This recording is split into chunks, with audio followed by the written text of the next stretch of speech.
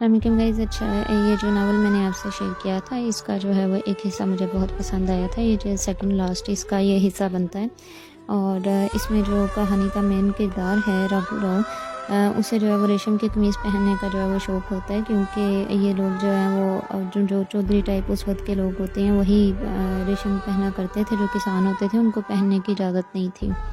तो इसका ये जो पार्ट है ये मुझे बहुत पसंद आया था, आपके साथ शेयर करती हूँ। वेरिया ने कहा, इस गांव में किसके पास रेशम की कमीज़ होगी? पोलमा फिर ज़ोर ज़ोर से हंसने लगी।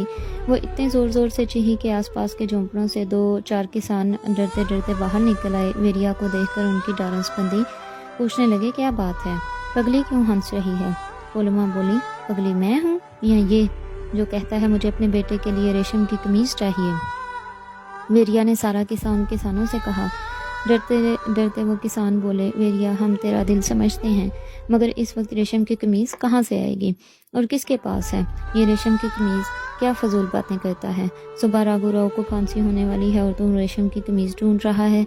राघु राव ने अगर सुन लिया तो खफा होगा कि उसका बाप उसके मरने पर कैसी हरकतें कर रहा है।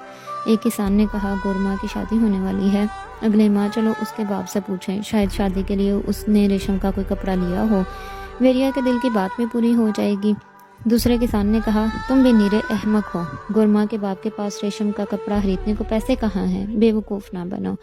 वेरिया ने झिझकते झिझकते आहर पूछ लेने में क्या हर्ज है। 2-3 किसान वेरिया के साथ गोरमा के घर जाने को तैयार हो गए। एक बूढ़े ने कहा, अगर पुलिस आ गई, अगर वो लोग पूछने लगे ये गांव वाले रात को क्या खुसर खुसर कर रहे हैं, तो क्या होगा? जहाँ जहाँ से ये लोग गुजरे किसान जागने लगे और इनके साथ होते गए। रेशम की कमीज़ का चर्चा बढ़ता गया। जब ये लोग गोरमा के घर पहुँचे तो वहाँ खबर पहले से लग चुकी थी।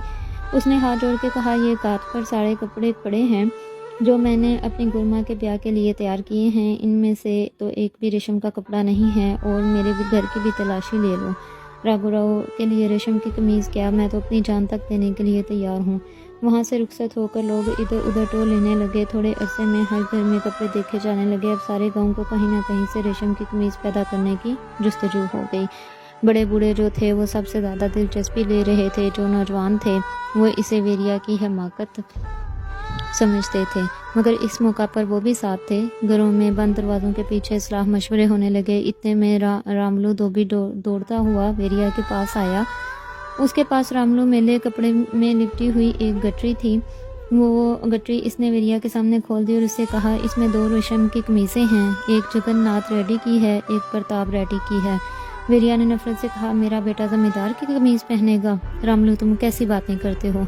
रामलू ने परेशान होकर कहा, इस गांव में रेशम की कमीज़ कहाँ से आएगी? वेरिया चुप हो गया। बहुत से नौजवान वापस चले गए। यकायक वेरिया को कुछ याद आया। वो अपने झोंपड़े की तरफ दौड़ता हुआ चला गया। झोंपड़े में रखे हुए काठ के संदूकों को खोल के उसने अपने बसीदा कपड़ों को बाहर निकाला। सबसे नीचे उसकी बीवी के कपड़े रखे थे जो इसकी बीवी के बाप ने उसे जहेज में दिए थे, और सब कपड़े तो फट चुके थे। सिर्फ रेशम की एक ओढ़नी रह गई थी जो राघो माँ की माँ ने अपनी बहू के लिए रख छोड़ी थी।